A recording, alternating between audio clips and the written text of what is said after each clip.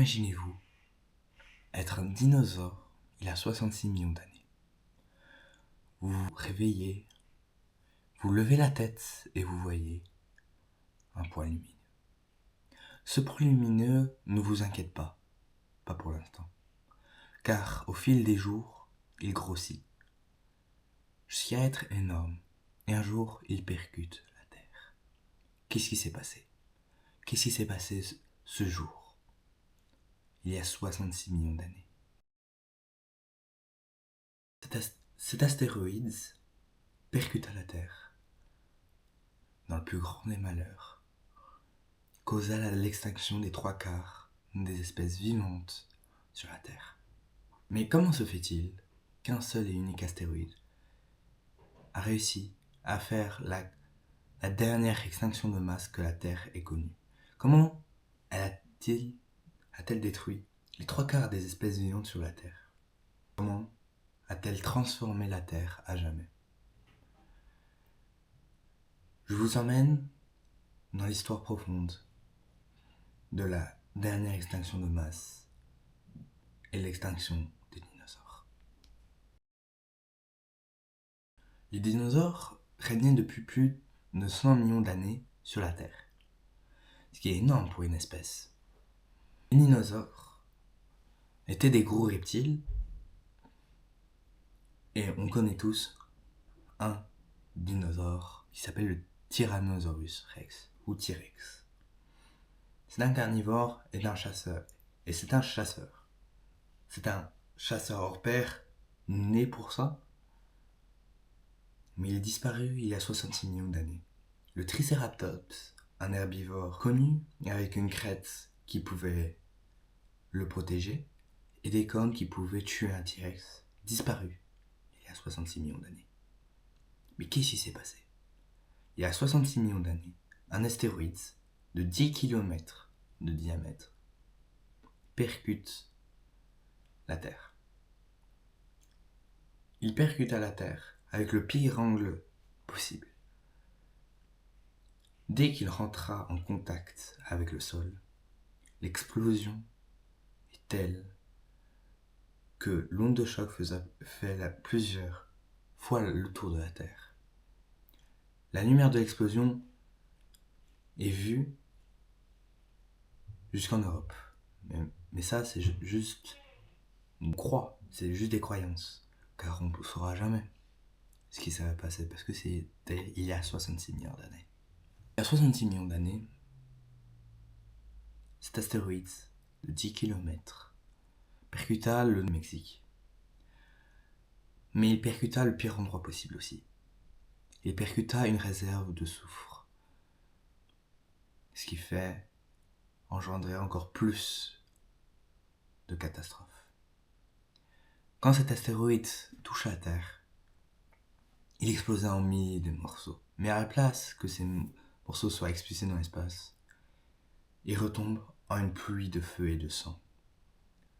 La Terre est ravagée par cette pluie de feu et de sang. Des milliers de dinosaures meurent à cause de cette pluie. La pluie, c'est une pluie de la mort. Mais ce n'est pas tout.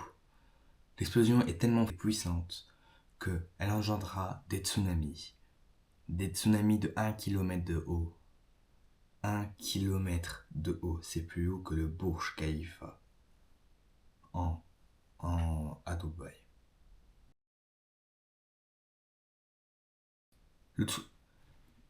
Mais revenons à l'astéroïde. Après l'impact, il fait élever un nuage de soufre à cause de la réserve de soufre et de cendres, tellement épais que les rayons du soleil ne pouvaient plus aller sur la Terre. Tellement puissant que la photosynthèse était alors impossible. Qui dit pas de photosynthèse dit les plantes meurent. Les plantes meurent dit les herbivores meurent. Et dit les herbivores meurent dit les carnivores meurent. Car on brise un maillon de la chaîne alimentaire qui est essentiel à la vie de tous. le maillon des producteurs, c'est-à-dire les plantes. Les plantes, sans plantes, on ne peut pas vivre. Tout ce que vous mangez vient d'une plante. Même si c'est une viande, ça vient sans plante, on ne peut pas avoir une viande. Car prenons l'exemple d'une vache. Si vous voulez manger une vache, il faut qu'elle broute de l'herbe pour qu'elle ne meure pas. Sans plante, il n'y a pas de vache. Sans vache, vous n'avez pas de nourriture. Sans plante, vous n'avez rien. Vous n'avez même pas de fruits. Vous n'avez même pas de culture. Vous n'avez même plus d'animaux. Tout ce que vous nourrissez se nourrissait aussi de plantes ou était une plante. Donc là, ce maillon était détruit il y a 66 millions d'années. Mais alors, comment se fait-il que la vie existe encore ? Car certains ont survécu.